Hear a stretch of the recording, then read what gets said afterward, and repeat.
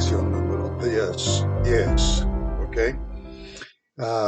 Estamos hablando de la iglesia mundana y en esta lección número 10 vamos a terminar esta parte y la verdad es que la iglesia mundana, la de Pérgamo, recibió exhortación del Señor en cuanto a arrepentirse. Ahora, el mensaje, voy a leer esto, el Señor se presenta como juez y ejecutor con la espada de dos filos, la palabra de su boca de Dios. En Hebreos 4:12 dice que la palabra es potente y poderoso para discernir y descubrir y juzgar. Ahora vamos a tener nuestra Biblia abierta y estamos para terminar aquí nuestro estudio de uh, la iglesia de Pérgamo. Dice en el versículo 12, escribe al ángel de la iglesia en Pérgamo, el que tiene la espada aguda de dos filos, dice esto: yo conozco tus obras y donde moras, donde está el trono de Satanás. Y ya hemos hecho comentarios sobre esto, pero dice, pero retienes mi nombre y no has negado mi fe, ni aun en los días en que Antipas, uh, mi testigo fiel, fue muerto entre vosotros, donde mora Satanás, tantos templos paganos. Versículo 14, pero tengo unas pocas cosas contra ti, que tienes allí a los que retienen la doctrina de Balaam, que enseñaba a Balac a poner tropiezo ante los hijos de Israel, a comer de cosas sacrificadas a los ídolos y a cometer fornicación. Y también tienes a los que retienen la doctrina de los Nicolaitas. Ay, el Señor aborrece a esos, ¿verdad? La que yo aborrezco. Por tanto, dice, arrepiéntete. Ah, Interesante que él no dice arrepiéntese. Si él estuviera diciendo a todo el mundo en la congregación, cambiaría eso, creo. Pero la verdad es que el Señor entiende que no toda la congregación va a arrepentirse y es una lástima. Pero hay individuos que sí se preocupan por agradar al Señor y cumplir su palabra.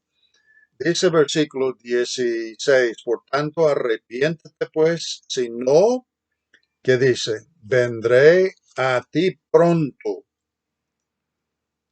y pelearé contra ellos con la espada de mi boca. Voy a venir a ti, dice, pero voy a pelear contra ellos con la espada de mi boca. Hermanos, se puede decir que este mensaje no es un mensaje o presentación uh, positiva.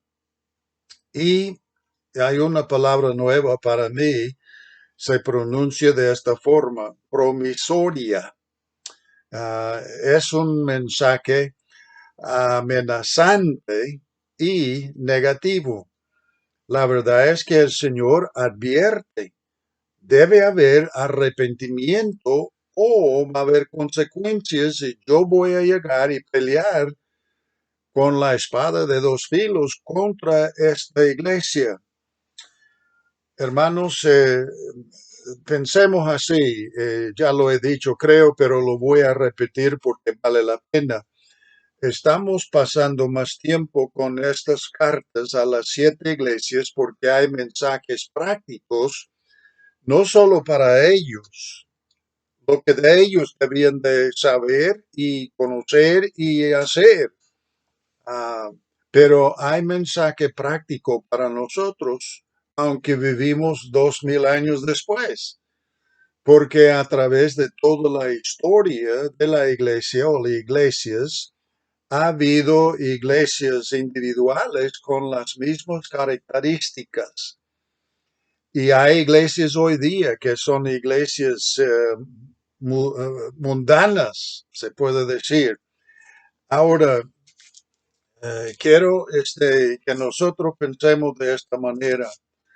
Ah, cuando el Señor manda ese mensaje, Él buscó que ellos entendieran que ah, cuando se compromete un individuo o una congregación con lo malo, con lo falso en cuanto a doctrina y la mala práctica, solo esas concesiones con el mundo, ah, al abandonar, bueno, la verdad y la práctica espiritual es solo un paso pequeño de hacer esas concesiones al mundo a una total abandono de Dios. En otras palabras, hay mucho peligro para las personas que no quieren hacer caso. Hermanos, yo recuerdo y gracias a Dios por las experiencias que hemos tenido, pero recuerdo bien una iglesia y también un seminario. Durante muchos años fue grandemente usado y bendecido por Dios, la iglesia y también ese centro de estudio. Bueno, con el tiempo entraron algunas personas con ideas y filosofías diferentes, lo que yo llamo ideas mundanas. Por ejemplo, hubo reglamento. Esos nuevos vinieron diciendo, nosotros aquí en este instituto de estudio estamos tratando a jóvenes ya adultas o adultos, señoritas adultas, jóvenes, varones adultos. No necesitamos un reglamento. Ellos son adultos, así que no vamos a tener ya reglamento. ¿Qué pasó, hermanos? Bueno, como durante años hubo dormitorios exclusivamente para las mujeres y otros dormitorios aparte exclusivos para los varones. El reglamento decía que los varones no debían de encontrarse en el dormitorio de las muchachas, de las mujeres y viceversa. Pero como eliminaron el reglamento, de repente los muchachos, los hombres, están frecuentando los dormitorios, no, no solo en una sala de espera, sino dormitorios de las mujeres. Y hermanos, de repente se presentaron un montón de problemas. Lo que comenzó a practicarse no le agradaba al Señor.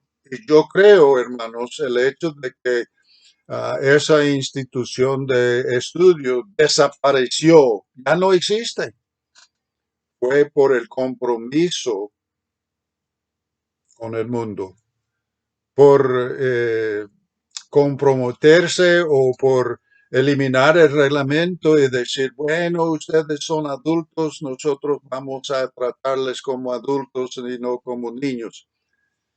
Hermanos, eh, no importa, no es cosa de niñez tener reglamento.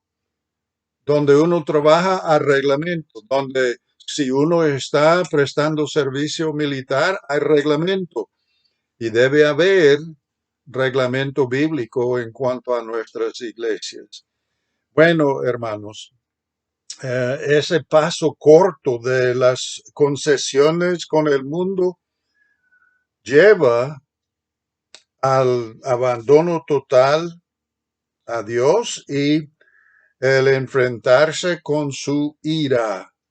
Muchas iglesias como la de Pérgamo han cedido ante el mundo y muchas de esas iglesias ya no existen.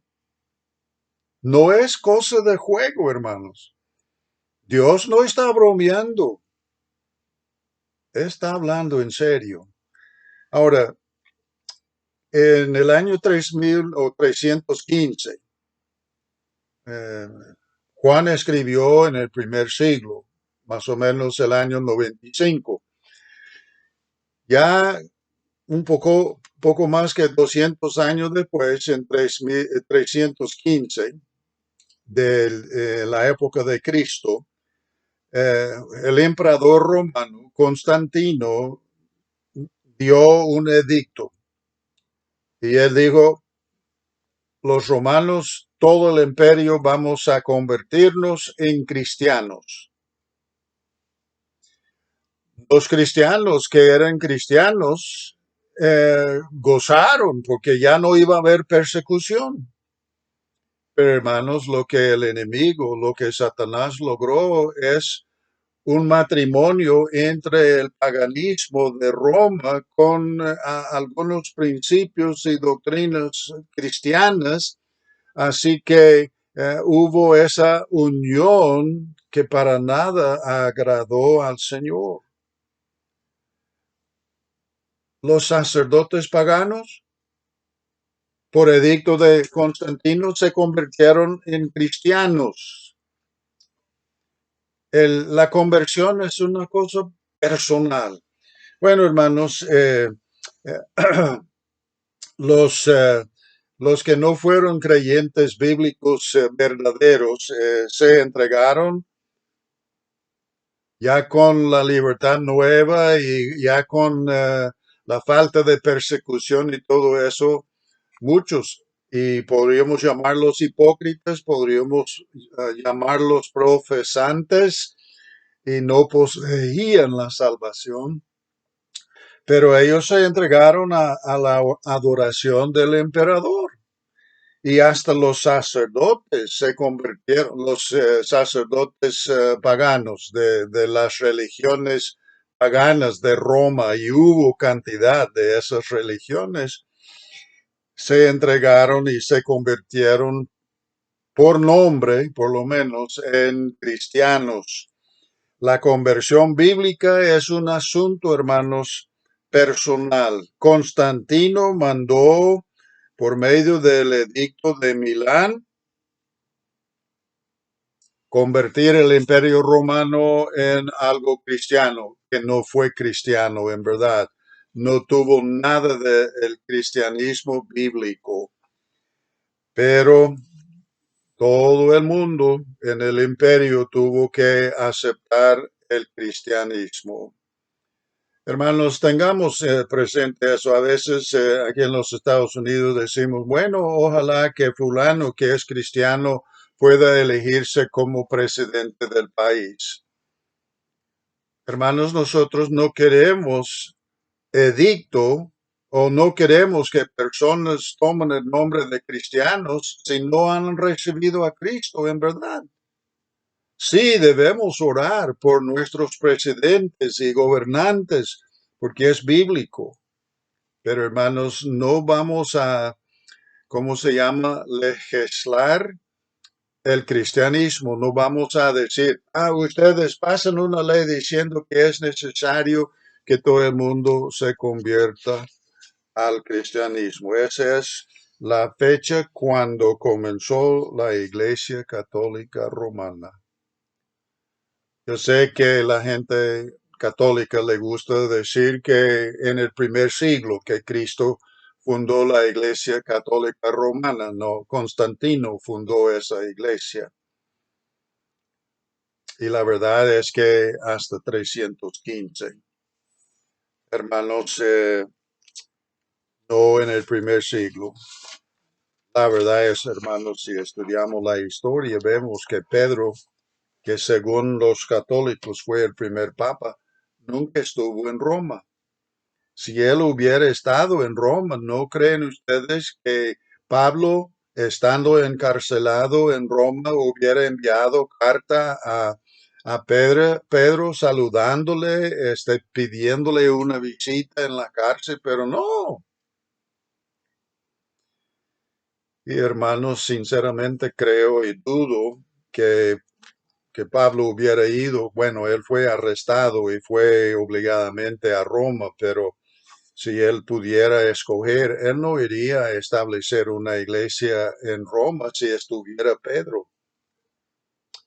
Bueno, sigamos, hermanos. En Pérgamo, el Señor en el versículo 15 dice que retienen cosas de Balaam, problemas de la doctrina de los Nicolaitas, etcétera. Y versículo 16 que debían de arrepentirse. Sigamos. En Pérgamo hubo un altar y estructura monumental para la adoración de quién? ¿Cristo? No, Zeus. Un dios falso que es Dios con D minúscula. Él no existía, pero los romanos adoraban a él. También, y me va a costar pronunciar esta palabra, pero hubo un dios Escul, Esculapio, ah, forma de una serpiente. Hmm. Adoraban a ese Dios con D minúsculo. ¿Cuál fue el enemigo en Génesis capítulo 1, 2 y 3? Satanás, pero forma de serpiente.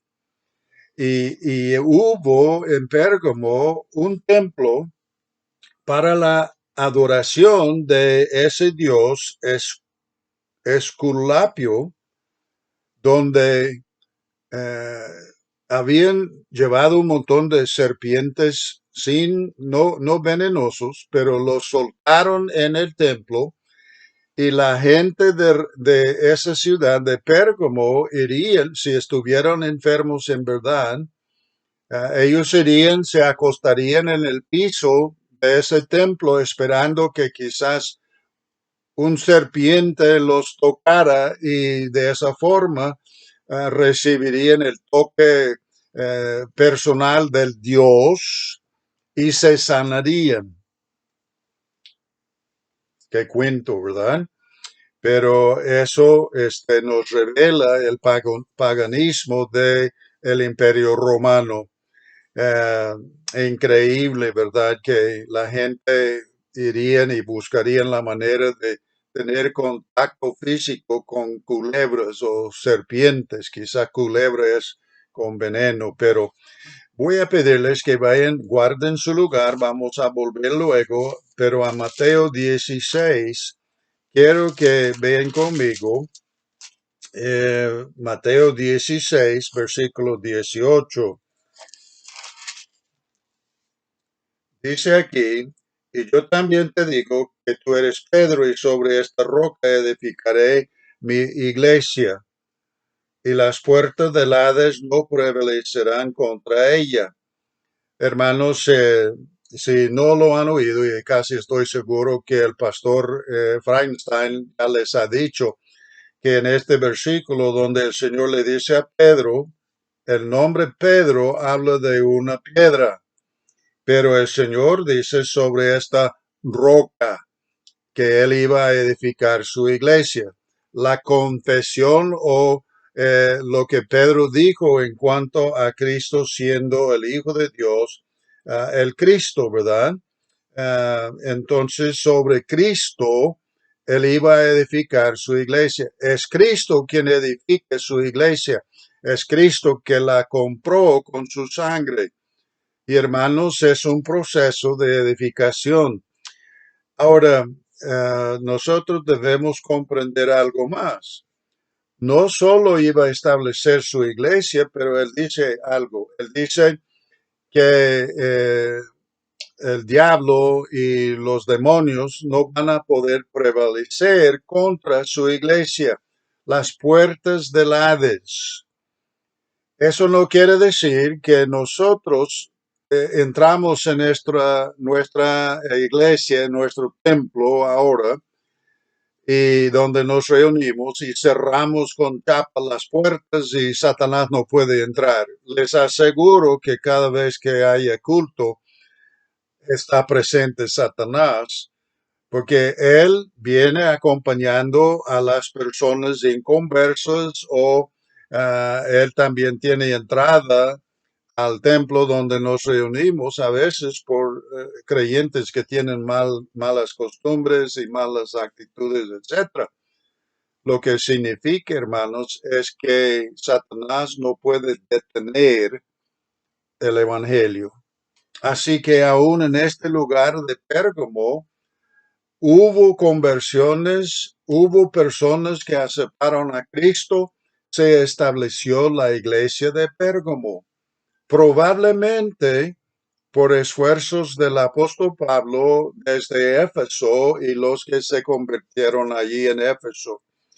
Ahora, quiero decirles esto. Hemos visto varias veces el nombre del mártir Antipas, o creo que sí, no tiene acento, pero si lo estoy mal pronunciando, hermanos, perdónenme, pero Antipas. La tradición dice que este hombre de Pérgamo que murió fue asado hasta morir dentro de un toro metálico por orden de Domiciano. Increíble. Torturaron al hombre, lo mataron, asado en un horno, forma de toro. Y así también por él fue desterrado Juan a la isla de Patmos. La palabra testigo, hermanos, entienden esto. El Señor en Hechos 1:8 dice, y más recibiréis poder cuando haya venido sobre vosotros, y me seréis testigos. Debemos reconocer que necesitamos la llenura del Espíritu Santo. Sencillamente debemos ceder control al Espíritu de Dios y así, hermanos, podemos gozar de su poder, su unción. ¿Para qué? Para hablar en jerigonza, no. Para ladrar como perros, no. Para reírnos a carcajadas, no, hermanos. Para tirarnos al suelo y dar vueltas en el suelo, no, hermanos.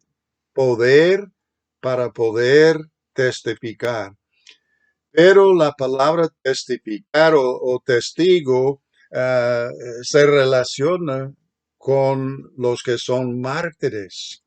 Es que nosotros decimos, testificamos, damos testimonio de lo que sabemos a pesar de que pueda costarnos la vida. ¿Ok?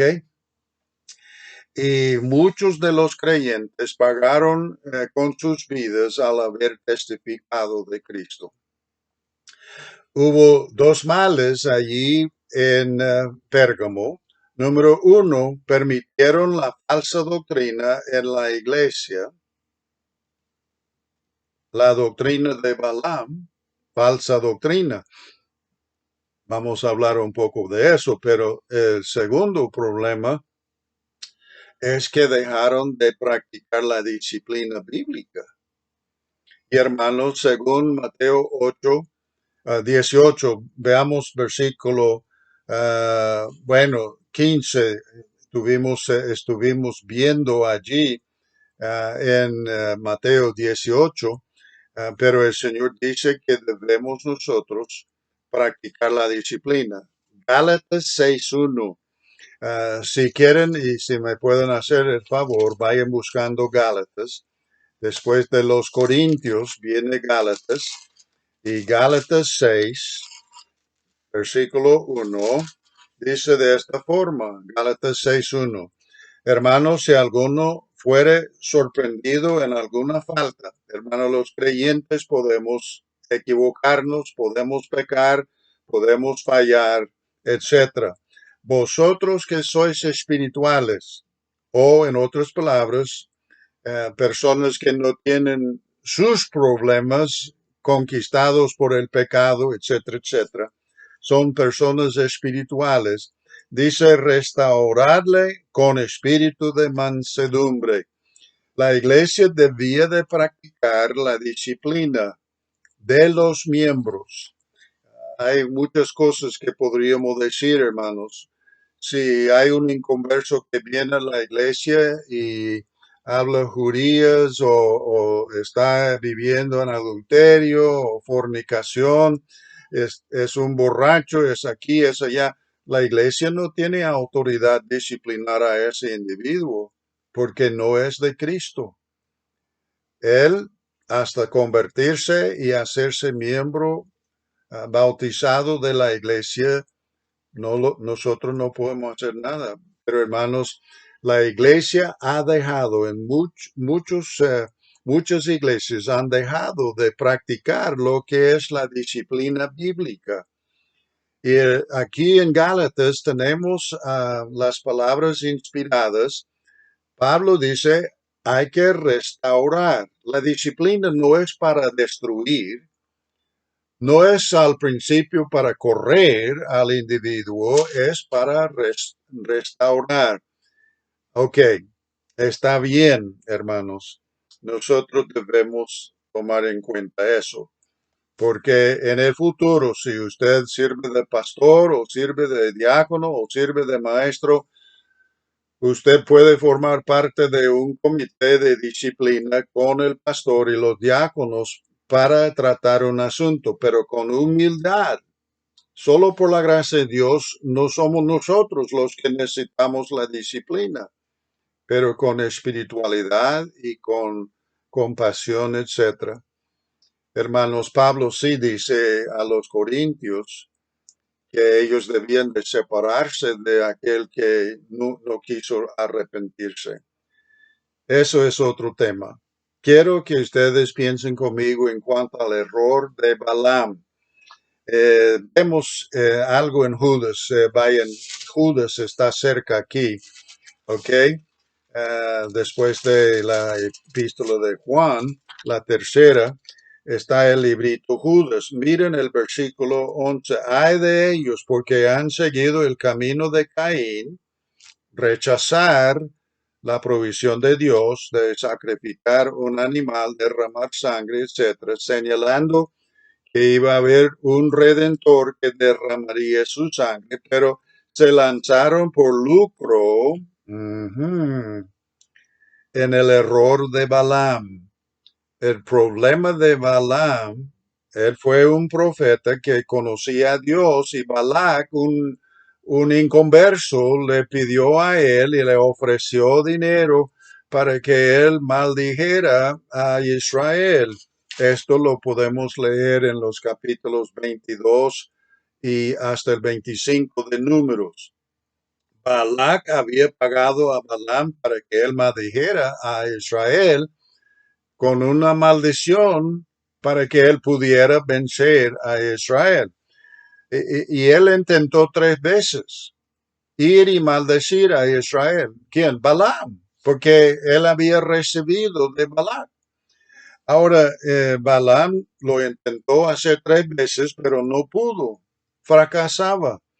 Finalmente, Balaam le dijo a Balac, bueno, no logramos maldecir a este pueblo porque es pueblo de Dios y yo no puedo, entonces tengo otra idea. Lo que podemos hacer es corromperlos. Ujú. Y entonces él enseñó a Balac cómo corromper a los de Israel. Usó, por ejemplo, los matrimonios de los israelíes con mujeres moabitas. ¿Y qué? Inconverso con creyente. Las mujeres traían sus dioses falsos, sus costumbres falsas, etcétera, etcétera. Hermanos, entonces Israel cayó y entró en Israel la inmoralidad sexual y la idolatría, y que Dios castigó severamente a Israel. 24,000 israelitas murieron siendo castigado por Dios. Hermanos, Dios nos da principios y debemos seguir esos principios. Ya les he hablado de la unión entre un creyente y un inconverso. No debemos entrar en yugo desigual con incrédulos. Ahora, la Biblia dice en Hebreos que hay un premio o, o hay algo. Miren, por favor, el capítulo 11 de Hebreos. Quiero que lean el versículo.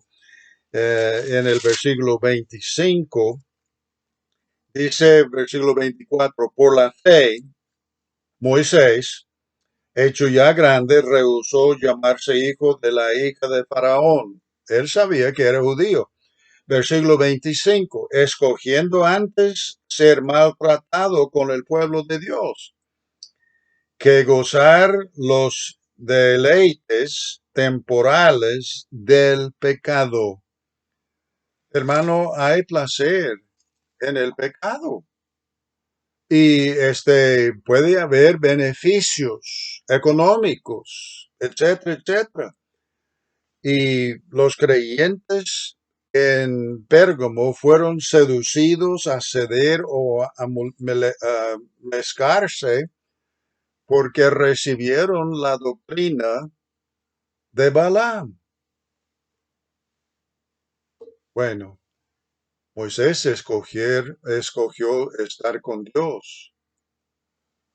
Los israelíes en el tiempo de Balaam escogieron la doctrina de Balaam.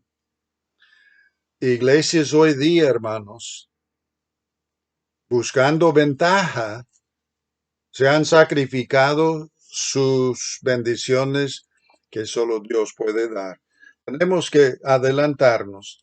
Evitemos el yugo desigual. Evitemos las fiestas paganas. Y hermanos, los nicolaitas decían que los creyentes podrían participar en las orgías. La palabra arrepentirse, una definición, viene de la palabra griega metaneo y significa un cambio de mente que resulta en un cambio de conducta. ¿Ok?